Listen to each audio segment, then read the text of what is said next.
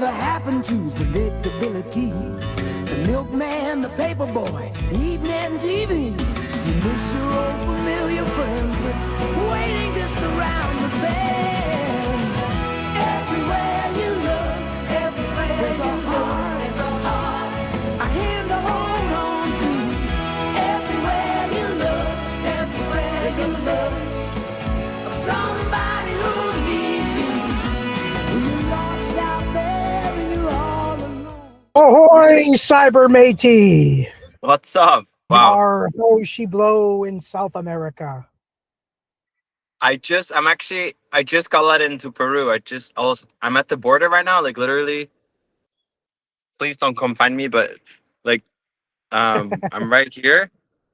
The border is right here. I just did all the paperwork, spent the last few hours doing that, and now we're officially in country number 13. Yeah, I'm right at you can see maybe the flag, the Peruvian flag right there. Oh, it's the border right there? Nice. Yeah, like literally the safest spot to probably have this conference call. Because all the other borders between Peru and Ecuador are closed. There's only one open. It was pretty busy today in the morning. Not as busy as yesterday. My friends went through yesterday, and then the immigration system completely failed. So people were standing in line for 4 to 5 hours. So it's a 2-hour process for me today was very you had to get out of your first. car, or you stayed in your car the whole time? No. I have to get out. So there's like a 4-step process. You cancel your tip for the car, you stamp yourself out, and then you stamp yourself in the new country, and then you do the tip. So it's always what do you mean by tip? What's a so tip? a tip is a temporary import permit. So gotcha. Every country that you go in, you have, depending on your visa time, that's kind of what they align with. But it's like a little visa for the car itself. But it's the most important document that you have for the vehicle besides your registration and title. And I just got it done for free, actually. I always make copies of the new tip because usually when I get pulled over, I give them that copy, not the real thing. They also don't really know the difference between the two. Because if I have to dip, let's say they want money out of me, I can just leave with no strings attached. So I just did that, and that's always the final step before I go into the country. And then right now, after our call, I'm gonna go exchange some money and then figure out my charging, because this is probably because of all the border crossings, it is pushing me to the coast, and the chargers that are along the coast don't work. And of course, I can charge 220, but I also don't know how that's gonna work. At first, when I left Ecuador, the reason why I was because of all the chargers that are along the coast, all have been offline, and there isn't much information on the EV network in Peru. And then the people that went through Peru a few years ago, they were giving me some tips and stuff, but everything changes and there's not really much information to go off. Yes, I'm always a little bit nervous the first charge of a country, because the public chargers don't actually hit till you get to Lima, which is like another 500 miles. Do you and know if these chargers are government owned or private company? That's a good question. I think this is probably the most research I ever done on a country, because there is so little information. I kind of have to dig everything up myself. But I think they are privately owned, and I think they're free, but there's no app. There's nothing for me to see if they're online. The reviews on PlugShare are old. But sometimes when I go into countries and I meet other owners of EVs, they give me their local tips. Like they give me their local app, because there's local apps as well, right? Oh, and that was the issue too. When I left Ecuador, the fast charging network kicked me out. I couldn't add any money to my account, so I couldn't fast charge. So I was not left stranded, but I was pushed back 2 days. And then I slept at a dealership. They let me sleep inside the service center because the charger outside stopped working when I started charging. I mean, this is all part of my video. I'm recording all this, but I had a really peaceful night. But without their help, it would have been another 2x difficulties of getting out of Ecuador. Because I charged to 100, and I only charge to 100 when I'm really, really unsure. And I was super conservative driving here. Like for like 160 miles, I used about 10% because I was just going downhill, which is probably the most efficient I've ever driven, which is super cool. Because I was like, wow, I am really just using maybe less than 100 watts per mile, right? Or less. Like it was like 30, 40. Okay. But now, because I'm running the AC pretty hard, because it's like over 100 degrees right now, because I think I could charge at campgrounds that are along the coast, should be okay. But at first, I was really just unsure. It also is 220 here. 220 is great for charging as a slow charger versus 110. Yep. Yeah, but that's kind of what the last few days have Any been. issues with them searching your car at any of the borders? No, because I haven't gone through the checkpoint yet. I'm still in the... Like, honestly, some borders are like, you could just drive through illegally and nobody would ever know. But there are checkpoints on the highways where if you get caught, you'd probably be arrested.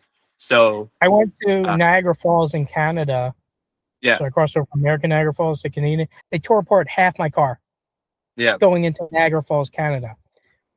It's American to Canadian side border, and I'm in a major area. Ridiculous. I'll never go into Canada again because of that. It was ridiculous. It took me hours to put everything back the way it was. Yeah. Going off that, my first time ever that I did where I first got ever searched, because I would go to Canada all the time. It was my last time actually going there last year, the year before.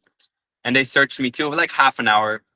And I took it kind of personal, but then I realized like, hey, like this might be what the process might be like every time you cross into Central and South America. And I've never really been searched. By police. I've been searched by cartel, which is another fun story. But those searches are...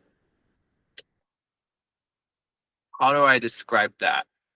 You're nervous, but they're very polite. Like, as crazy as it sounds, police are usually the most annoying because they're trying to get money out of you. And cartel, the checkpoints I've been through, they just like knock on the panels. They ask where you're coming from.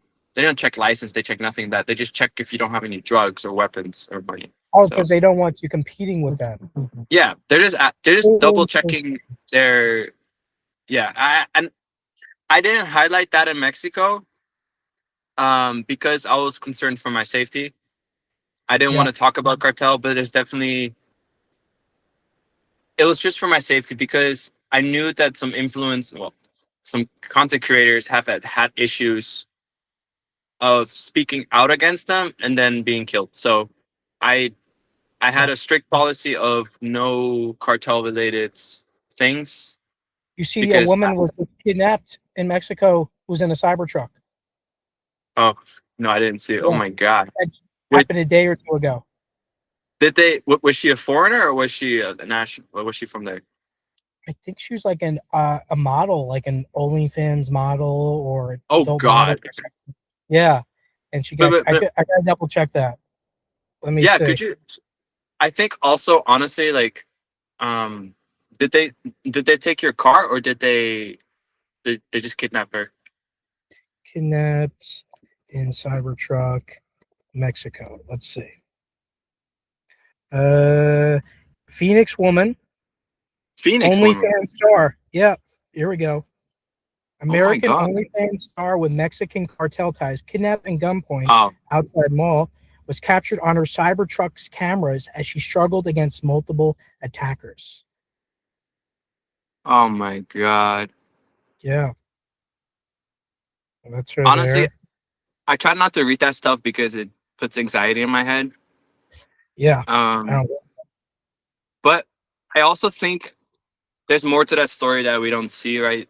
For them to kidnap a foreigner, even a cartel, it's a big deal for them because it's usually bad business. Yeah. And foreign countries get involved. So it doesn't make you immune. It does not make you immune, but it adds complexity. But let's not talk about that. Let's talk about other stuff. Good stuff. What's happening? Good stuff. So I just did my Tesla Pirate Light Show event in St. Augustine, which is the oldest fort in all of the United States, built in 1695.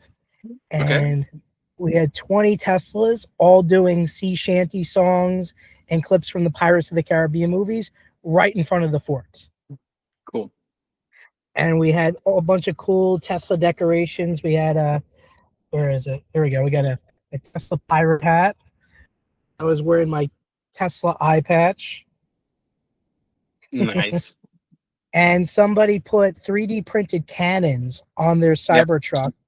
And they hooked up a fog machine to them. And when the cannons were firing during the light show, they activated the fog machine. So it looked like smoke was coming out of the cannons on the Cybertruck. Cool. That's pretty cool. Yeah. So that was a good fun one. When's the last time you did a light show? Ecuador on New Year's. Okay. Yeah, I was with a bunch. It was really nice. Out at campground Coco de Vista. I spent 2 weeks there. Mm-hmm. And yeah, around like New Year's, I did the light show. It was beautiful. It was cool because there was a lot of people from Ecuador there that were really excited to see a Tesla. They could not believe that. Usually, it's like that's the kind of case. They've never seen a Tesla in person. Yep. They've never seen an X dance. So it's like it's less for me. It's more just for them because I feel really awkward sometimes. But I know just especially kids, they get so excited, and that's kind of even the guy today, the customs guy was super stoked to see a Tesla. He like asked to see the inside. He wasn't really like inspecting it because I know the difference between inspecting and just wanted to take a peek. Yeah, so I tried to do that. Like I haven't seen any other Tesla besides one only in Colombia when I was about to exit another X. I think it was a 2018-2019 Model X, like the early generations or earlier. Wow. Yeah, that's right. Yeah, and then we flashed lights to each other and then we went the other way. But it was literally, I think, on my way to exit the border. We had Colombian plates. Okay. Gotcha. But besides that, I don't really see a Tesla. I haven't seen Tesla. You should find cool like backdrop locations and like incorporate it into your videos a little bit. Like if you find an old fort, do a pirate light show in front of it. Or you find a statue of a heart, do a love song light show in front of it. Or you find something from the 80s, do a Michael Jackson. Like the possibilities are endless. Might as well. If you find cool backdrop locations to do a Tesla light show in front of, probably only going to be there once in your life with a Tesla that could dance. Yep. No, it's wild, man. I'll definitely consider it because I feel so fortunate that I get to do this trip. Especially, it really hits me every time I go into a new country. Like I'm so stoked. I'm like high on excitement and thrill. It's also crazy because everything is funded by YouTube, which I'm very, very grateful for. I'm very protective of my audience too. And I try to serve them the best that I can. Like I try to explain the highs, also the lows of traveling, and just show that how well things are managed in the United States, Canada, Mexico, Europe, and Asia, parts of Asia with charging network. Because the lack here, like literally, like you don't have to think twice. Cars can drive. Like there was a guy that drove coast to coast on FSD, right? Which is insane. Which is awesome that he did that. I hope he gets to travel up to Alaska too. I hope he drives up to the Arctic Ocean, because there are superchargers now in Alaska all the way up to Fairbanks, and then Fairbanks to Prudhoe Bay is another like 500-600 miles. But you can do in the summertime. There's probably a RV. Like I want to do that trip once I get back to the US to kind of do the winners. of the supercharging passport winners. Max, what's his name? He reposted the winners, and he was like, "Thank you for all of your feedback, winners, including more superchargers, of course." But he also specifically mentioned Alaska supercharger availability in his post. He's highlighting that as a feedback from all the winners, so that makes me think they're going to be doing a lot more work there because he's highlighting the feedback. Yep, I think the biggest thing for Tesla to officially be able to say, "Hey, we've electrified pretty much all Canada and United States." 50 states. Yeah, if they bridge the gap between Prince George and where's Anchorage, because that's literally it's just flow chargers and some destination chargers. I was a little bit bummed, like I'll be honest, that I didn't win the passport challenge. I also and that's because maybe my ego, but like dude, I would love to have free supercharging on this car, like, but I already lived on the road 2 years in US and right, free charging. I also have some credits that people that have purchased Tesla using my link, so it's not like I'm left in the dark. But it was like I drove through cartel country. Like I had been to Alaska, right, 2 times. I did it in 23. I think in 2024 or 2023, you probably would have won. Yeah, because I did all the superchargers. There were 2 chargers there. There was one in Anchorage and then just outside of Anchorage. I've been to both. Yeah, I've been to Fairbanks. Like I had done that trip with mass plates at the time when I first got the car. Maybe they never saw my entry point. But you know what it is? Yeah. See, look, those didn't even exist when I went there. All these added in the past year, pretty much, most of them. Yeah. No, that's awesome because, and they're 250s too. So 325. 320. Wow, that's cool. Yeah. But yeah, like I actually went to Fairbanks in the interior. I know where their training grounds is, or not training grounds, but like the research grounds where they test out. Yeah, posted a picture of the CyberCab there just the other day. Yeah, no, I saw that. It was, yeah. So. Yeah, I'll say it one more time. I was a little bit disappointed that Tesla didn't consider my entry because I drove through cartel country, like I had been strip searched, like I did all the fast chargers pretty much in Mexico that I could hit. Yeah. So I checked the stats of the winners and I had more unique sessions than all of those winners. Yeah, but fortunately that wasn't a category they were counting. Yeah. So at the end of the day, I'm happy that other people got the charger. That's fine. Once I get down to Chile, I'm really curious what my charging experience will be with the superchargers. There's more signs pointing that they're going to release a unlimited supercharging subscription. So the fact that they're making FSD subscription only, they already have subscriptions for supercharging for non-Teslas. It's just that I forgot what the kilowatt caps are.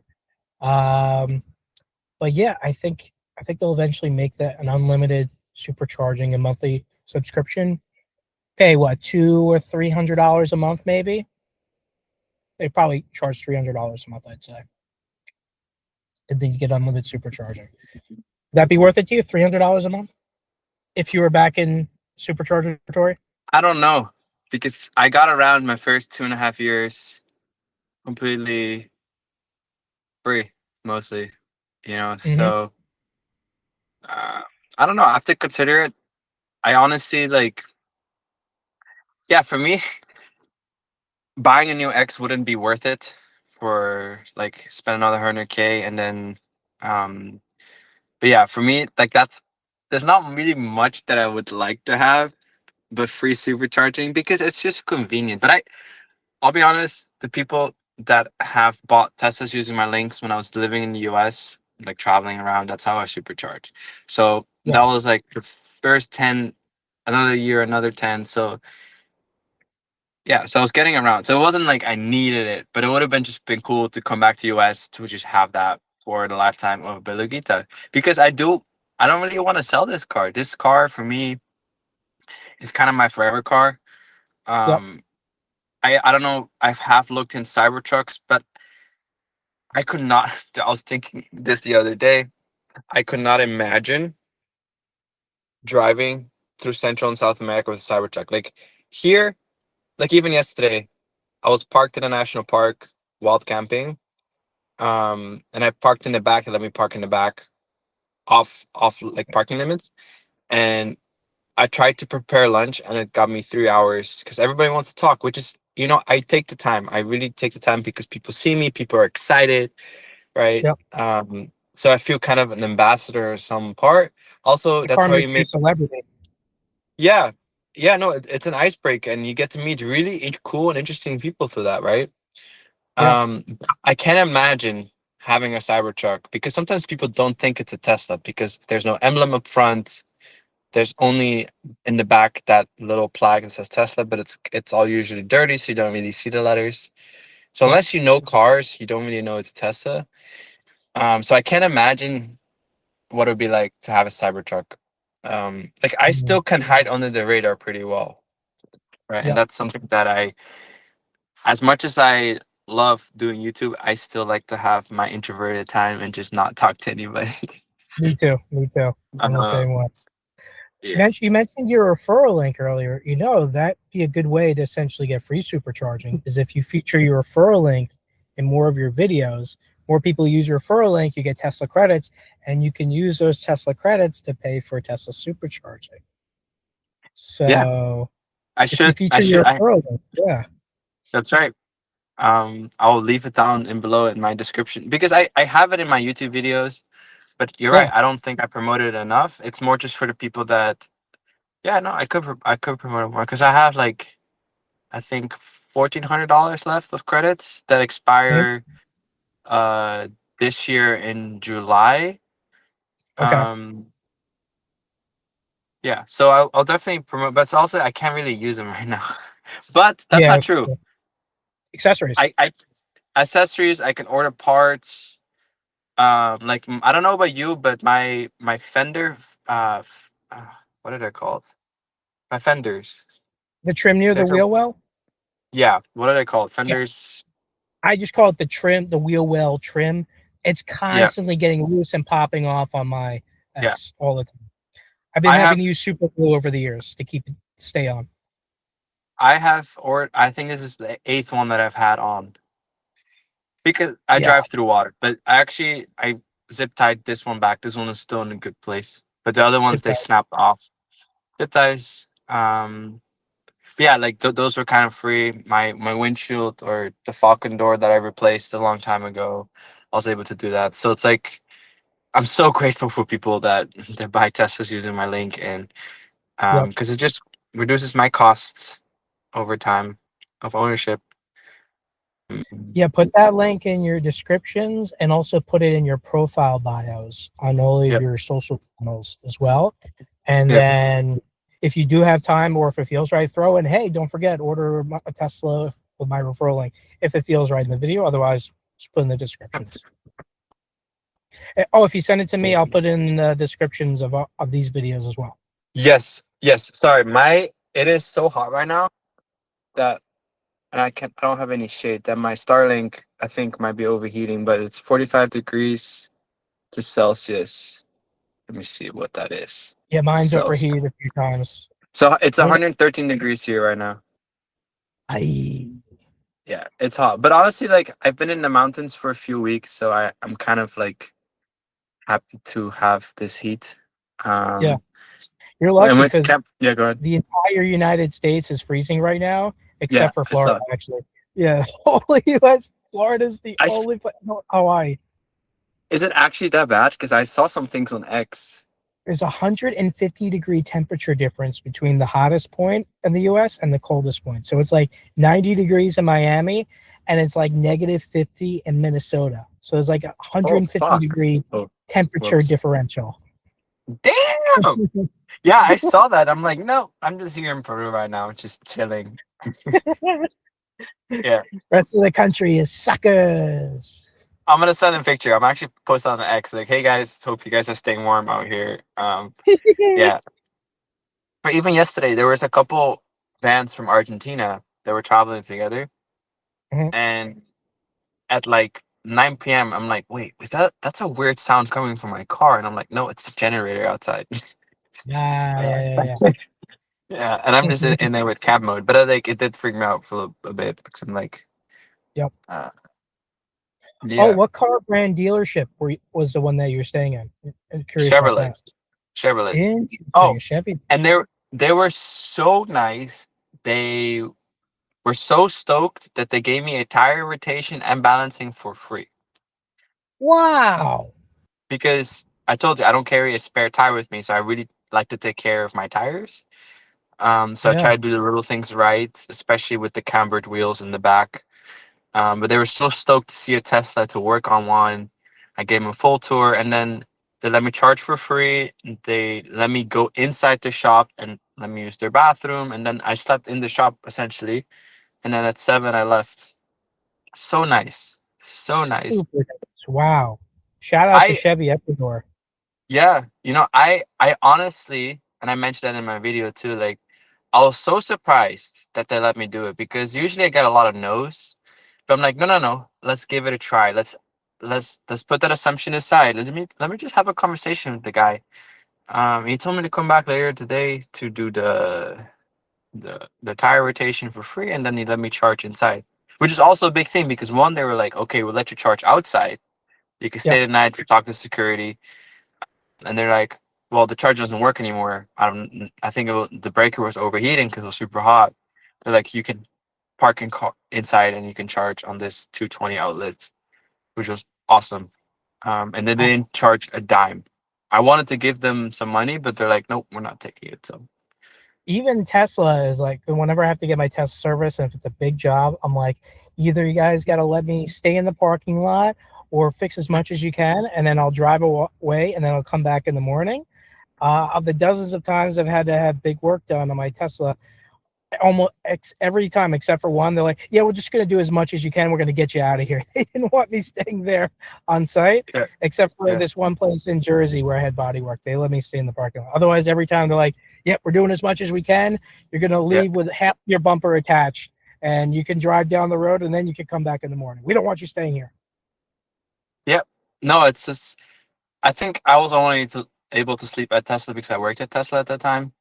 My boss, he was just super, like, he didn't really care, to be honest, because I wasn't really like I had all the employee benefits anyway, so I wasn't just like milking anything that I could milk. Like, everything was already kind of accessible to me.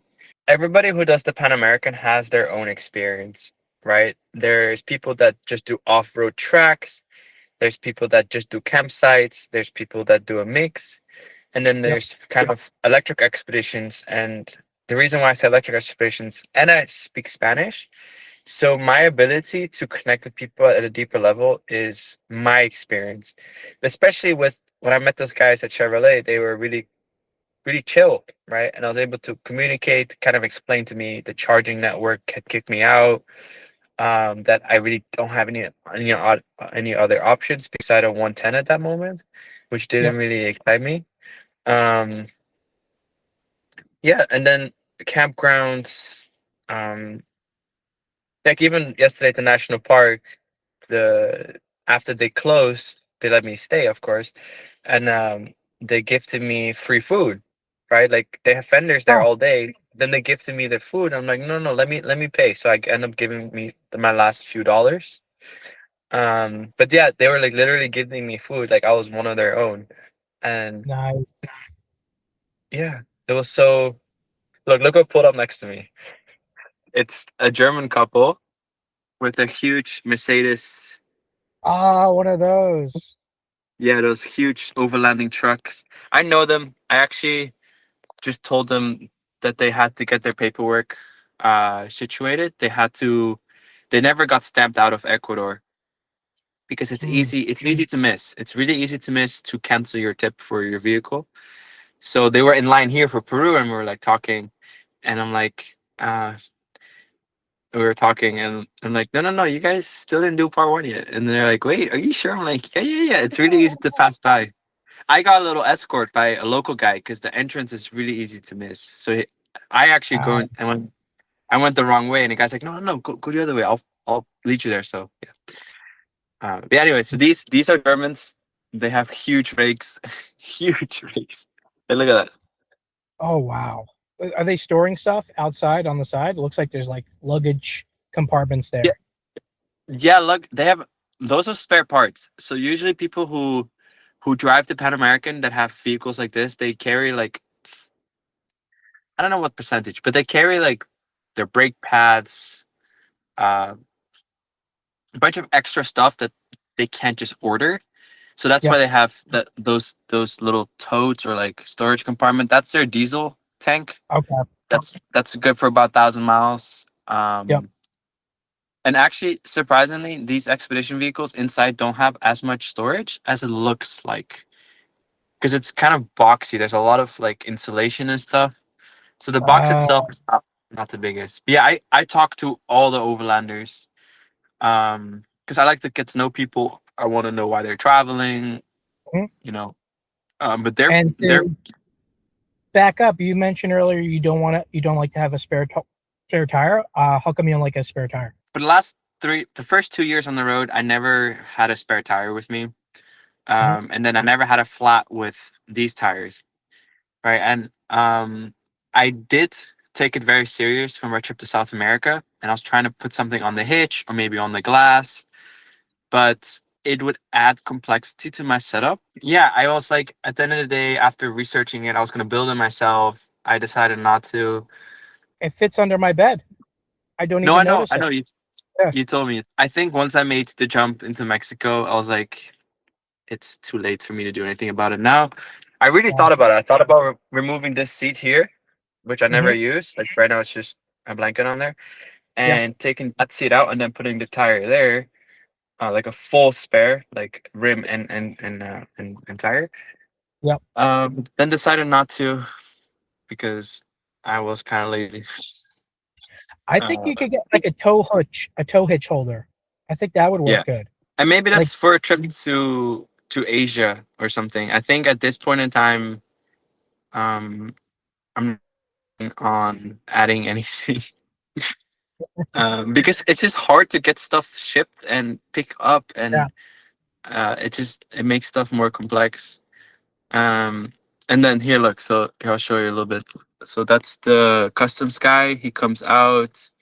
He checks the VIN. He checks the chassis, which is for me just the same. And then they just do like a walkthrough through the vehicle, and it's a pretty straightforward. After like 10 or 12 borders, you kind of get used to it.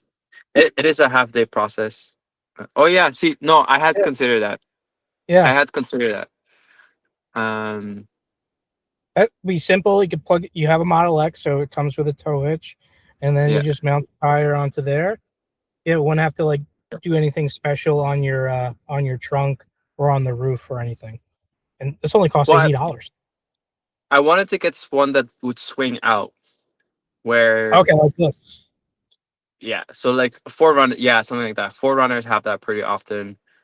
I honestly, I was like negotiating with Falcon, the tire brand, and that kind of fell through.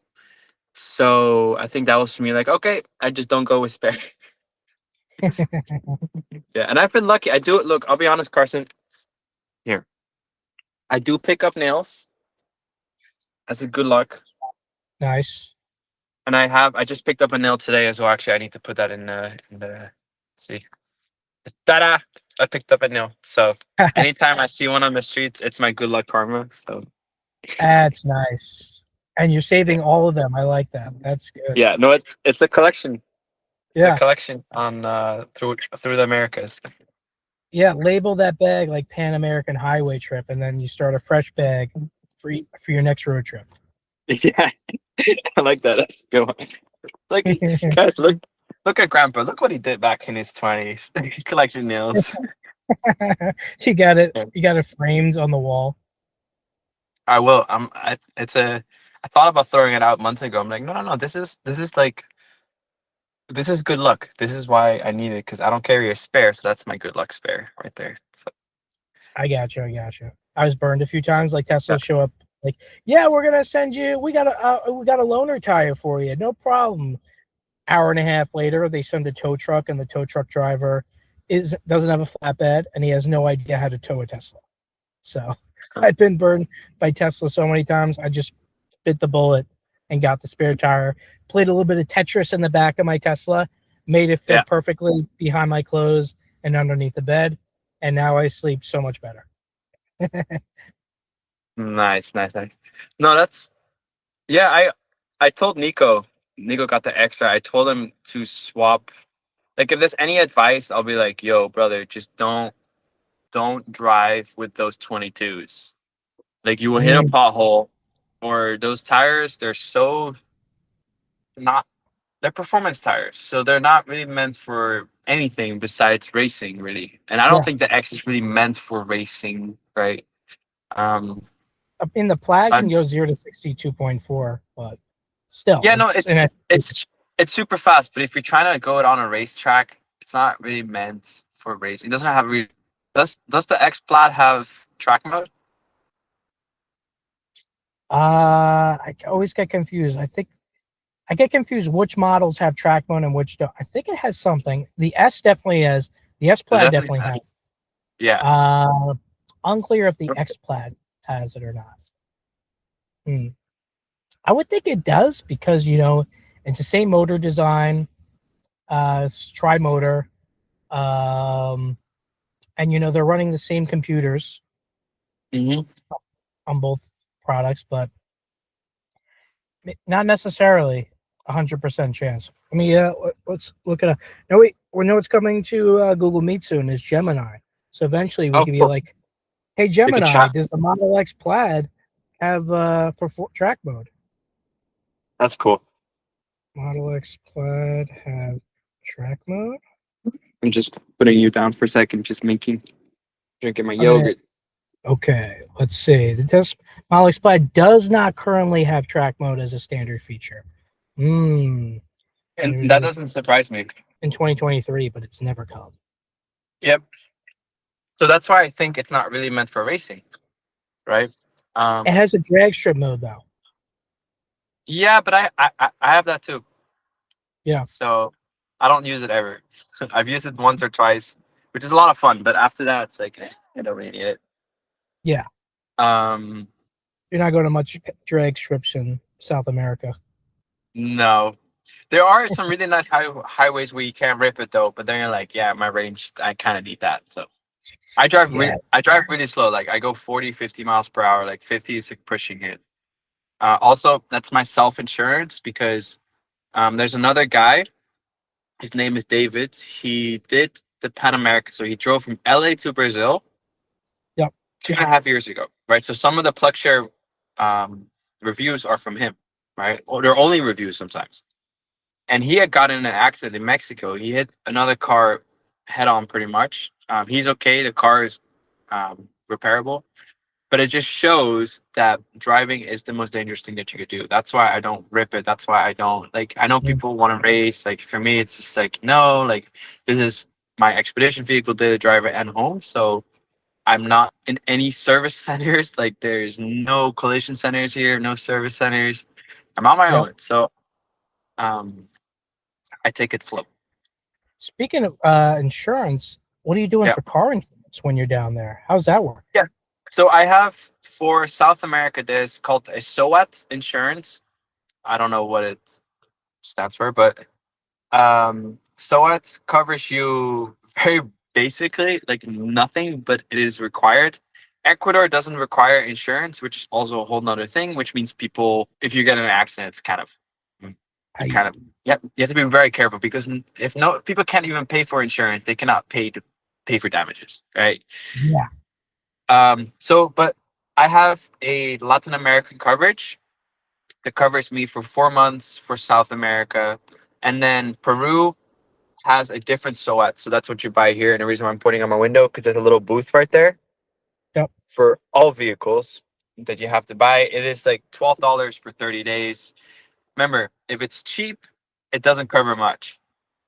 So it's basically like $30,000 for collision and like $50,000 for third-party liability, which is literally, I think that's on the high end. It's not much, because things add up pretty quick when they collision. So yeah, so you can buy international plans with a foreign vehicle, and then every country sometimes you have to buy an additional plan for like less than $20 for a month.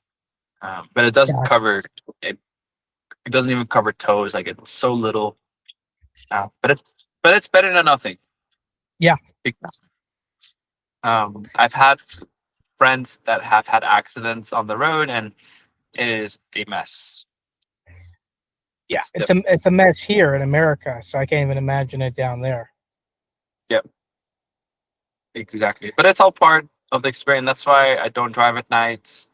I don't drive fast. I plan my routes.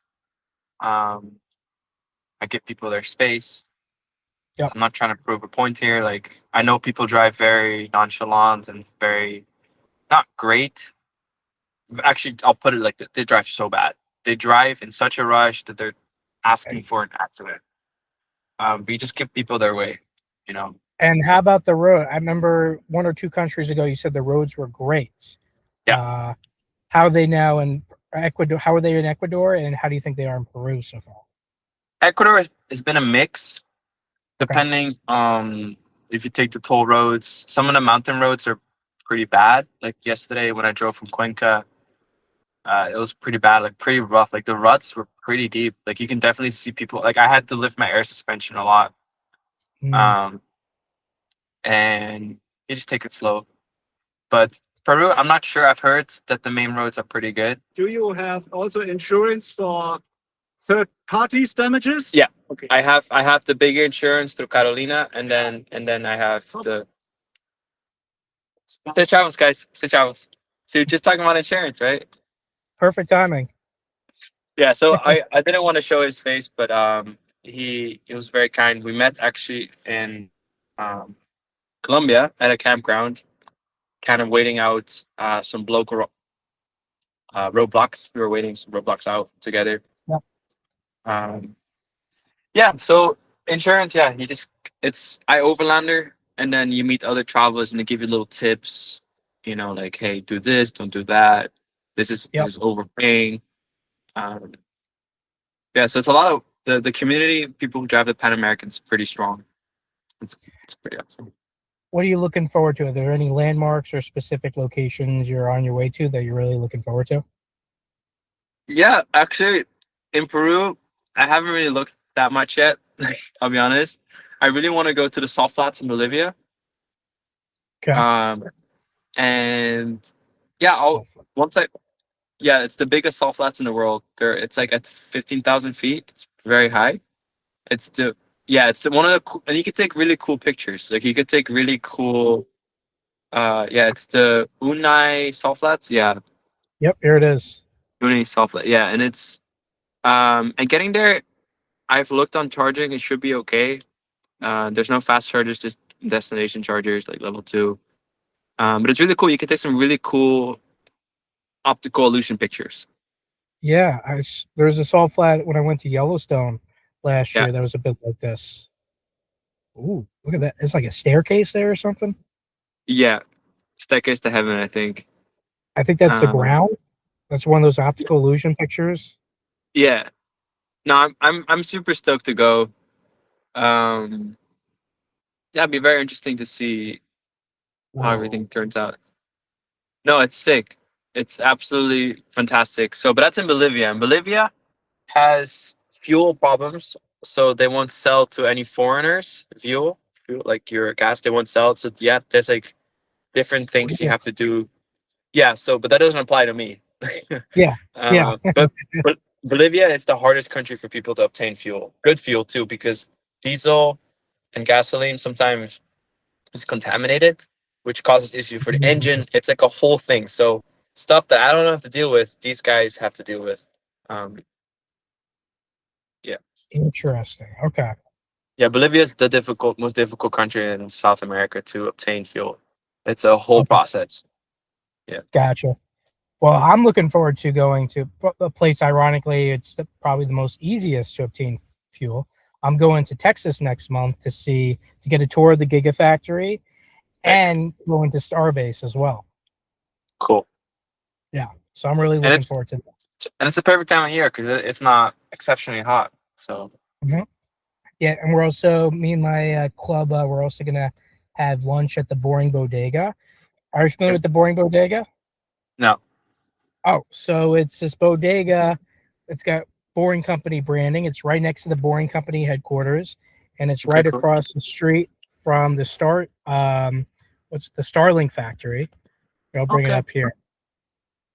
I went there 2 years ago, and a Boring Company employee was so overheard me and like Tesla geeking out that he gave me a whole tour of the Boring Company headquarters. That's cool. So you got the Proof Rock Pub. They make sandwiches. They sell drinks. It's like a regular bodega, but then there's Hyperloop Plaza.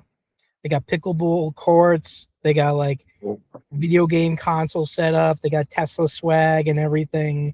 It's like a Tesla themed restaurant. They got Tesla cocktails. There's a Boring Company flamethrower on the wall there. Cool.